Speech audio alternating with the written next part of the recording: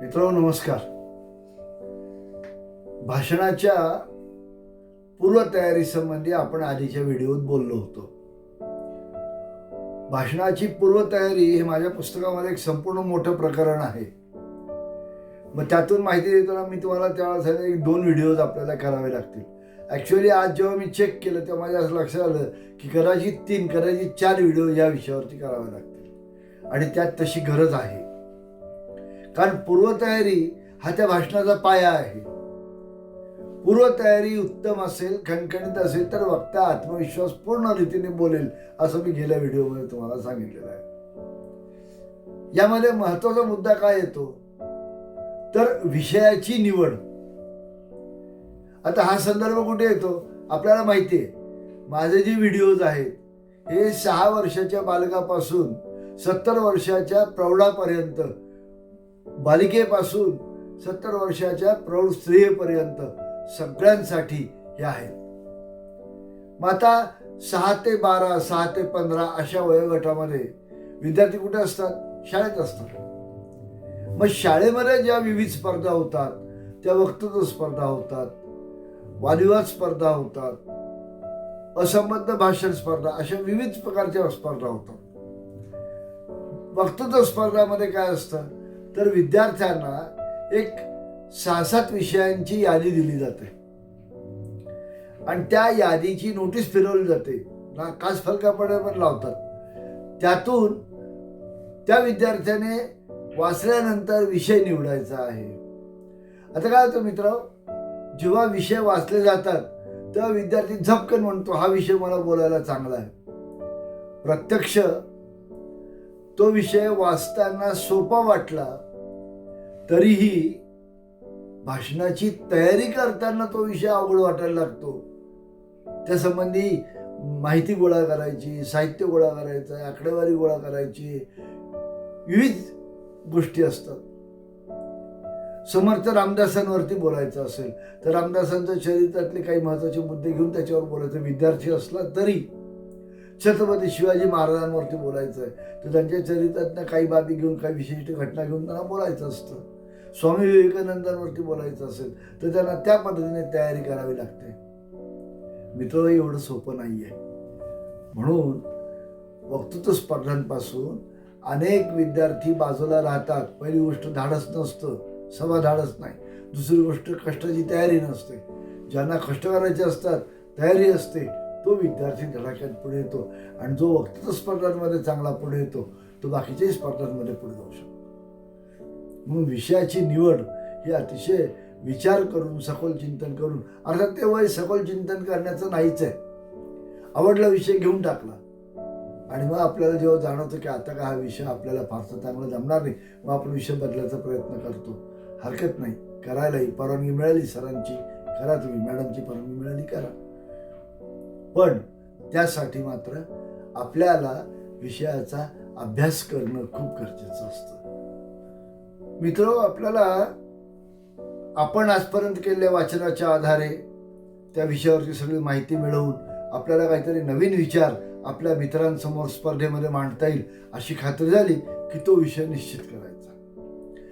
साधारणतः शाळांमध्ये 5 ते 12 मिनिटांचा काळ हा विद्यार्थ्यांना भाषणासाठी दिलेला असतो. त्याने उभं राहायचं, यायचं, त्याचं नाव पुकारल्यानंतर आणि त्यानंतर त्याने ते 5 ते 12 मिनिटांमध्ये विषय मांडायचा. याच्यामध्ये अनेक वेळेला महान माणसाच्या चरित्रावरती त्याला बोलायचं असतं, सामाजिक परिस्थितीवर त्याला बोलायचं असतं, सामाजिक प्रश्नांवर त्याला बोलायचं असतं. आता 5 ते 12 मिनिटात मांडणी करते म्हणजे अल्प काळासाठी तयार केलेल्या भाषणाची मांडणी करणे आहे. त्या विद्यार्थ्याला तोही काळ फार मोठा वाटतो, पण हरकत नाहीये, त्याची जी सुरुवात असते म्हणून त्याला तो मोठा वाटतो. छोट्या भाषणांमध्ये आणि मोठ्या भाषणांमध्ये पूर्वतयारीच्या बाबतीमध्ये विरोधाभास आहे. मोठ्या भाषणांमध्ये पूर्वतयारी जी आहे ती वेगळ्या पद्धतीने होते, कशी तेही मी सांगणार आहे. छोट्या भाषणासाठी पूर्वतयारी कशी करायची तर त्याला कमीत कमी वेळेमध्ये जास्तीत जास्त मुद्दे मांडायचे आहेत.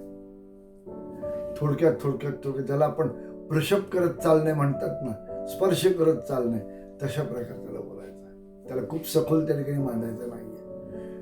त्या दृष्टीने त्याने तयारी करायची. साधारणतः मित्रांनो, ज्या वेळेला मी विद्यार्थी होतो त्यावेळेला मी 5 मिनिटाचं भाषण असो नाही तर 7 मिनिटाचं भाषण असो, 4 फुलस्केप पानं पाठपोट लिहून वाचून आणि मग त्याच्या आधारावर भाषण करत असं. तुम्हाला किती स्पीड आहे बोलायचा, तुमचा वेग किती आहे, तुम्ही एका मिनिटाला किती शब्द बोलता, हे सगळं तुम्ही अंदाज घेऊन तुम्हाला जसं उत्तमरित्या योग्य वाटेल, 2 पानांचं भाषण असो 4 पानांचं असो, ती पूर्व तयारी आहे. ते भाषण आपण लिहिलेलं पाठ करत नाही, करू नये.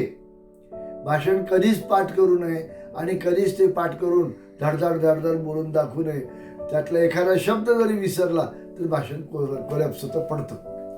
म्हणून भाषण करताना, पूर्वतयारी करताना कमीत कमी वेळेमध्ये जास्तीत जास्त मुद्दे मांडायचे असतील तर स्पर्श करत चालणे, थोडक्यामध्ये ते मुद्दे मांडणे आणि आपलं भाषण संपवणे, अशा रीतीने तयारी करावी लागते.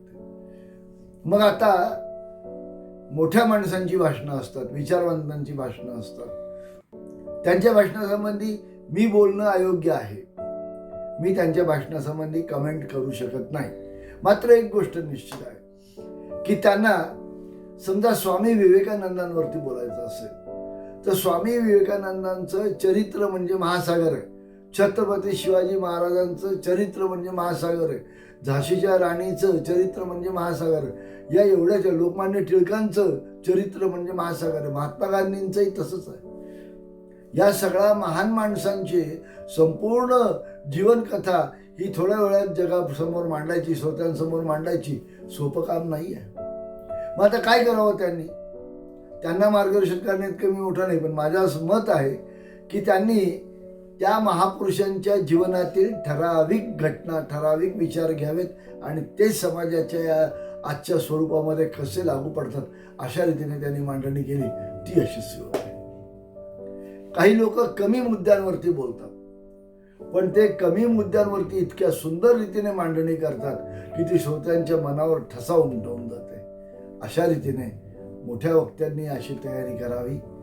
विद्यार्थ्यांनी मात्र अल्प काळासाठी विषयाची योग्य निवड करून तयारी करावी. जर आपल्याला त्या विषयावर बोलता येणार नसेल तर तो विषय बदलून घ्यावा. पण एकदा नाव दिल्यानंतर, अर्ज दाखल केल्यानंतर आपल्याला विषय बदलता येत नाही.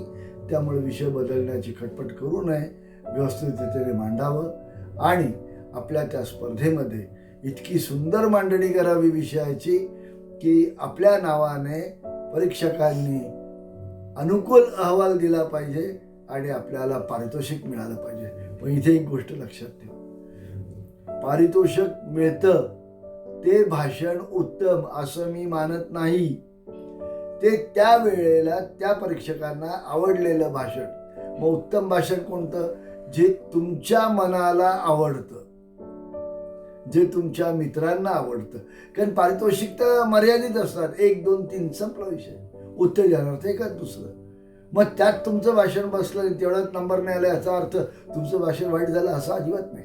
आत्मविश्वास ठेवा, भाषण करा, पारितोषिक जिंका, न जिंकल्यास मनाने जिंका आणि यशस्वी व्हा. आयुष्यामध्ये विजय तुमचाच होणार आहे. प्रत्येक क्षेत्रात विजय होईल. पुढे जा, जिंकत राहा. धन्यवाद.